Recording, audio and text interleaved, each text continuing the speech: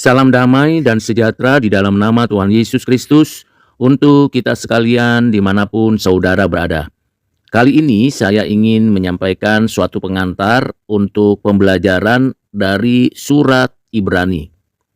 Umumnya, para ahli mengatakan bahwa surat Ibrani ini ditulis oleh Rasul Paulus. Mengapa demikian? Karena ada pernyataan yang ditulis dalam ayat 23 disampaikan demikian. Timotius, saudara kita telah berangkat. Segera sesudah ia datang, aku akan mengunjungi kamu bersama-sama dengan dia. Dari ayat ini memberikan suatu gambaran bahwa penulis adalah orang yang begitu dekat dengan Timotius. Sepanjang pembacaan kita dari kitab Kisah Para Rasul dan surat-surat Paulus kepada jemaat, serta surat secara khusus kepada 3 orang, yaitu Timotius, Titus, dan Filemon, memberikan kepada kita pemahaman bahwa memang itu mengarahkan kepada Paulus. Di lain sisi, kita juga melihat, membaca, dan memperhatikan 13 pasal dalam surat Ibrani ini memberikan identitas siapa penulisnya, karena memang penulisnya begitu mahir memahami tentang kehidupan keagamaan kepercayaan Israel atau orang Yahudi.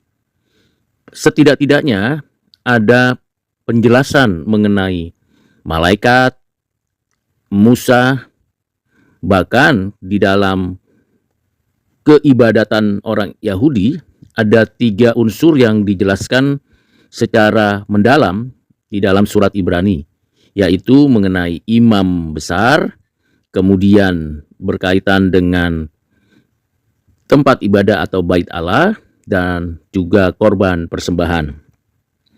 Dengan indikasi tersebut, para ahli memberikan suatu pernyataan bahwa surat Ibrani ini lebih dekat kepada penulisnya, yaitu Rasul Paulus.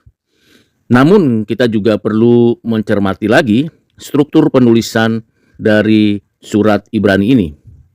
Di dalam surat-surat Paulus kepada 7 jemaat dan kepada 3 pribadi, ada struktur yang unik, yang khusus, yang dibiasakan atau disampaikan oleh Rasul Paulus di dalam menuliskan surat-suratnya. Misalnya saja, di dalam surat Paulus kepada jemaat di Efesus, di dalam awalnya dituliskan satu pernyataan ayat yang mengatakan bahwa ini dari Paulus. Ada salam, ada pengantar, ada problem dan solusi yang disampaikan, kemudian juga ada nasihat, dan akhirnya juga kita bisa mendapatkan adanya salam kembali. Jadi setidaknya ada struktur penulisan yang berbeda dengan surat Ibrani. Inilah yang membuat keraguan dari sebagian para ahli mengatakan bahwa tidak sepenuhnya kita meyakini bahwa penulis surat Ibrani adalah Rasul Paulus. Walaupun kalau kita membandingkan dengan surat Paulus kepada jemaat di Roma, memang ada sedikit kesamaan di dalam pendekatan berkaitan dengan pengajaran, isi, dan nasihat, di mana dalam surat Roma, walaupun dituliskan dari Paulus pada pasal 1 ayat 1, namun selanjutnya memberikan langsung penjelasan mengenai siapakah Yesus Kristus dan apa tujuannya nantinya Paulus datang ke Roma, lalu kemudian pengajaran tentang keberadaan dosa dan pemilihan, penebusan, dan pekerjaan Allah di dalam dan melalui Kristus. Nah, saudara yang kekasih dalam Kristus, saya akan kembali mengajak kita menelusuri surat Ibrani yang terdiri dari 13 pasal ini. Di pasal pertama, penulis memberikan kepada kita pengetahuan, pengertian, pengenalan akan siapakah Yesus Kristus. Di ayat 1 sampai 4, kita mengetahui bahwa Yesus Kristus adalah anak Allah yang ilahi, anak Allah satu-satunya. Dan sekaligus saat yang sama juga dituliskan mengenai Yesus Kristus anak Allah yang inkarnasi. Juga disampaikan bahwa Yesus Kristus, anak Allah, lebih tinggi dari para malaikat. Dan kemudian Yesus Kristus juga lebih rendah sesaat daripada malaikat pada waktu inkarnasi di pasal 2. Selanjutnya di pasal 3, Yesus Kristus lebih tinggi dari Musa. Dan ini menjadikan sebuah pemahaman bahwa Musa adalah pelayan di rumahnya, sedangkan pemilik atau pemimpin di rumahnya adalah Yesus Kristus, anak Allah tersebut. Dan setelah menjelaskan 3 pasal berkaitan dengan siapakah Yesus Kristus, penulis surat Ibrani ini masuk ke wilayah area ibadah seperti pernyataan dalam Keluaran 20, ingatlah dan kuduskan hari Sabat. Tentang hari perhentian, tentu kita tahu ada hari perhentian dalam konteks penciptaan, ada hari perhentian dalam konteks ibadah, dan ada hari perhentian dalam konteks pemanfaatan lahan tanah, dan ada Sabat dalam konteks eskatologis. Nah, di dalam surat Ibrani ini kita bisa membaca secara detail mengenai perhentian tersebut. Perhentian ini yang dimaksud bukan semata-mata berkaitan dengan pengertian bahwa bersifat pada waktu penciptaan saja, tetapi juga berkaitan dengan ibadah dan berkaitan dengan eskatologis. Karena ini penting untuk kita memahami. Lalu yang menjadi menarik bagi kita waktu kita mau mendalami surat Ibrani adalah dari hari perhentian itu penulis mengajak kita untuk mengenal Yesus dalam kaitannya dengan ibadah, dalam kaitannya sebagai imam. Siapakah Yesus Kristus? Di dalam pasal 1 sudah dijelaskan keilahiannya dan kemanusiaannya. Di dalam pasal 1, 2, dan 3 telah dijelaskan mengenai hubungannya dengan malaikat, hubungannya dengan Musa. Dan ini yang memberikan kepada kita suatu tuntunan untuk mengenal Yesus lebih luas, lebih mendalam, lebih lengkap, yaitu berkaitan dengan keimamannya. Di pasal 4 ayat 14 dimulailah pembahasan mengenai keimaman Yesus.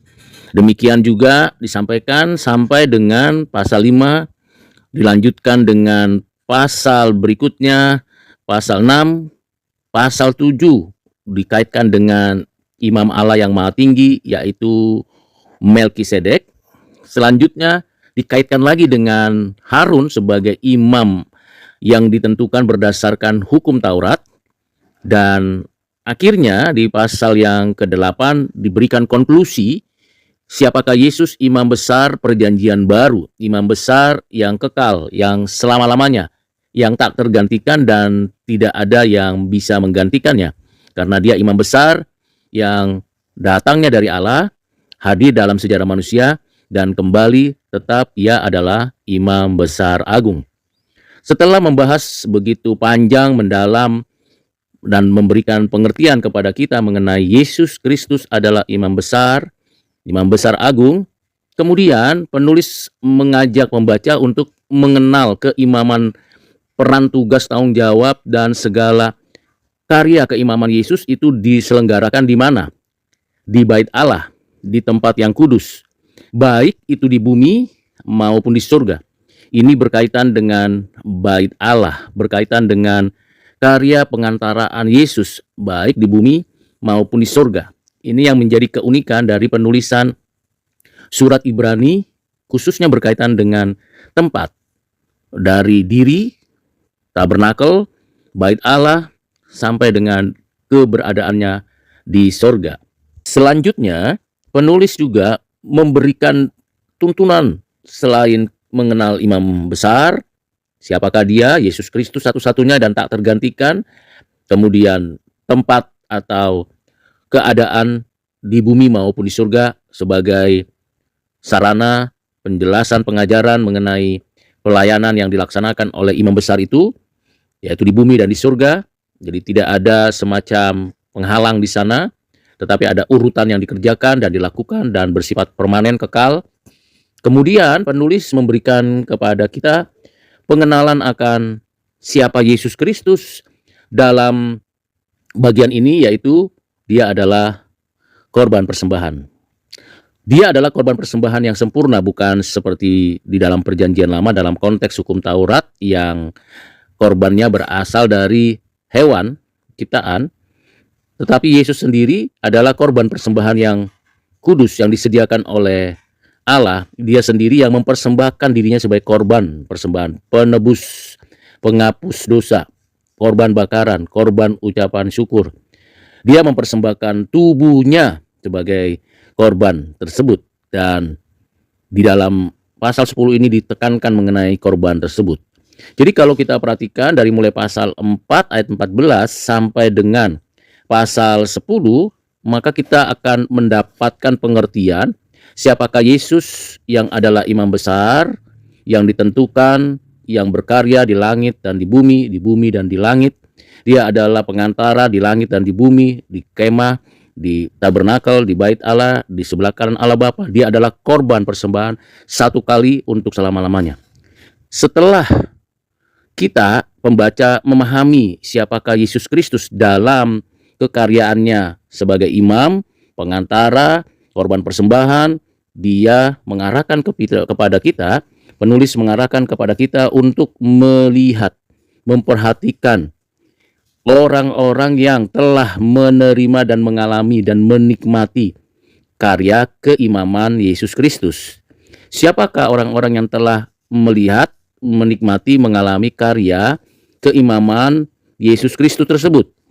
Di dalam pasal 11 secara detail disampaikan mengenai orang-orang yang dalam perjalanan sejarahnya dari mulai Habel sampai dengan mereka saksi-saksi iman, itu dituliskan oleh penulis di dalam Ibrani pasal 11. Begitu lengkap, gamblang untuk menunjukkan bahwa memang mereka adalah orang-orang pilihan yang telah mengalami kehidupan di dalam pemeliharaan iman berdasarkan kekaryaan keimaman Yesus Kristus.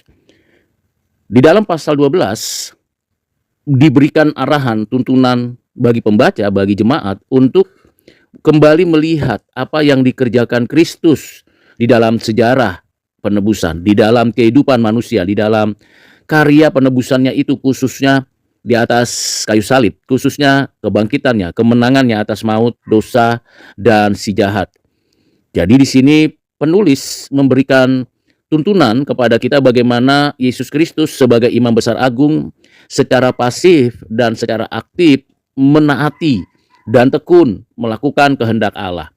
Dan akhirnya di pasal 13, setiap kita diberikan bimbingan arahan untuk terus-menerus hidup kudus, hidup berkenan di hati Tuhan, dan berdoa, berharap, dan bersandar kepada Tuhan.